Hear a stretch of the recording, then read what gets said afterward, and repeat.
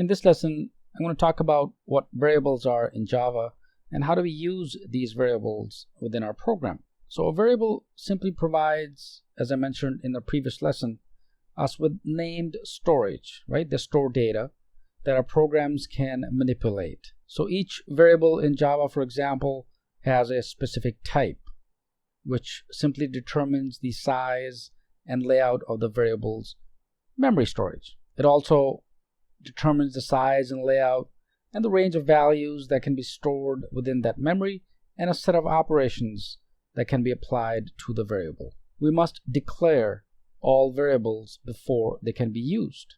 And recall from previous lesson, we talked about three basic kinds of variables: local variables, instance variables, and your static or class variables. Next, I'm going to demonstrate the use of these variables and how we can manipulate within a small Java program these variables, so at least you'll be able to see the output of different kinds of variables. So let's dive into our Eclipse editor. So once I'm in the Eclipse, I'm going to go ahead and simply right click and create a new class.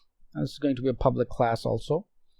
So just right click, go to new and choose class. And notice, since the source folder is Java introduction and then /src, and the reason why is because I right click on the Java introduction. If I were to right click on the source, then my path would change. So make sure you're using either or path the way you like to within your own installation. So I'm going to call this using variables.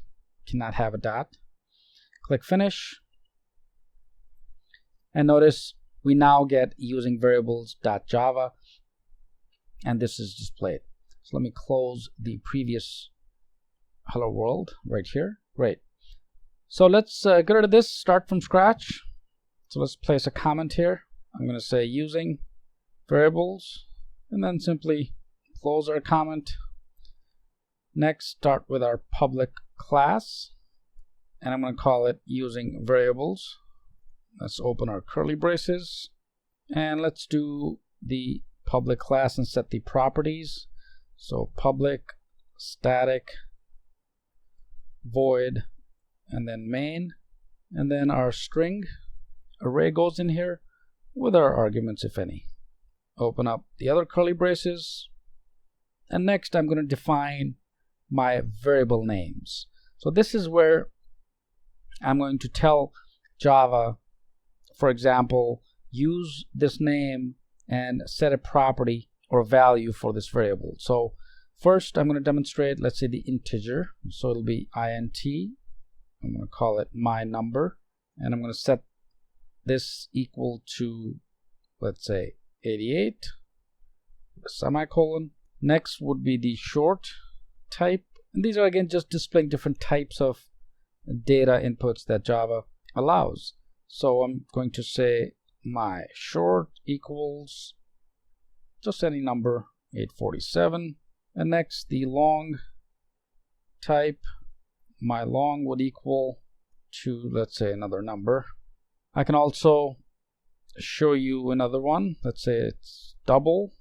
My double would equal, and this time I'm going to use a float number. Float is simply a decimal, right? So it'll be 7.345 or 541 or whatever.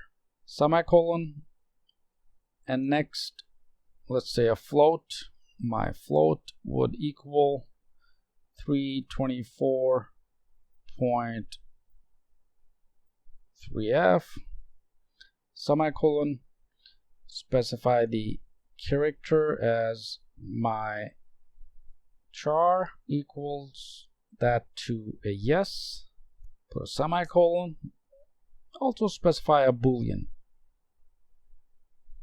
So boolean, and then my boolean equals false, just setting the flag here.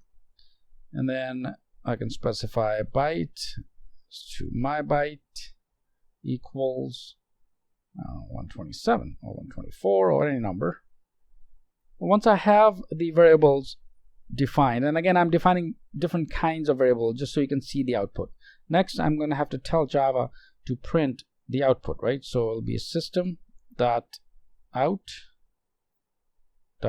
print, and then of course the name of the variables. So this will be my number, semicolon, and I'm just going to copy it, right? So I'm going to copy this because all we have to do is next change the variable name. So I'm just going to copy it and paste it several times and just change the variable names, right? So instead of my number, next variable is short, and then long. See how quick this is? Double, and then I'm going to have float. Paste this line again, and next after float I have the char, and then two more, right? Boolean and my byte.